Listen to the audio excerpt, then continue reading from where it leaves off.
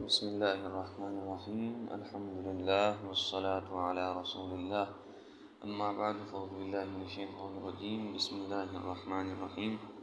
حضرات سامعین، آج جس مسئلے کو میں بیان کر رہا ہوں وہ ہے روزے کی حالت میں مسواک کرنا۔ حقیقت میں یہ علماء نے کئی دفعہ بیان کیا ہے اور ہر جگہ پر اس کو بیان کیا جاتا ہے کہ روزے کی حالت میں مسواک کرنا، اس سے کوئی حرج بھی نہیں ہے۔ جس طرح عام دنوں کے اندر مسواک کرنا سنت ہے تو روزے کے دنوں میں بھی مسواک کرنا سنت ہے۔ تو پھر بھی کچھ لوگ سنی سنائی باتوں پر کہ کیا مسواک کرنا جائز ہے ناجائز ہے سوال کیا جاتا ہے، اور پھر خاص طور پر لوگوں کے اندر یہ مشہور ہے کہ عصر کے بعد جو ہے وہ مسواک نہیں کرنا چاہیے، عصر سے پہلے کر لیں تو کر لیں، بعد میں نہیں کرنا چاہیے۔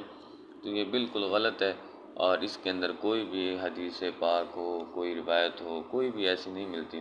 بلکہ عام ایام ہوں یا روزے کے ایام ہوں، عصر سے پہلے ہو عصر کے بعد ہو، جب بھی دل کرے وہ سنت ہے،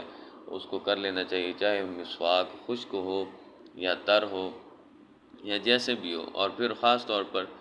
نیم کا جو مسواک ہے، نیم کے درخت کا مسواک، اس کے حوالے سے سوال کیا جاتا ہے کہ وہ کرنا جائز ہے یا ناجائز ہے، تو اس کے حوالے سے بھی یہی ہے کہ چاہے جو مرضی مسواک ہو، نیم ہو، پیلو ہو یا کیکر ہو، تو جس مرضی چیز کا آپ مسواک کرنا چاہیں کر سکتے ہیں۔ ہاں البتہ اگر چبانے سے اس کے جو ریشے وغیرہ ہیں وہ اگر منہ کے اندر جاتے ہیں یا پھر اس کا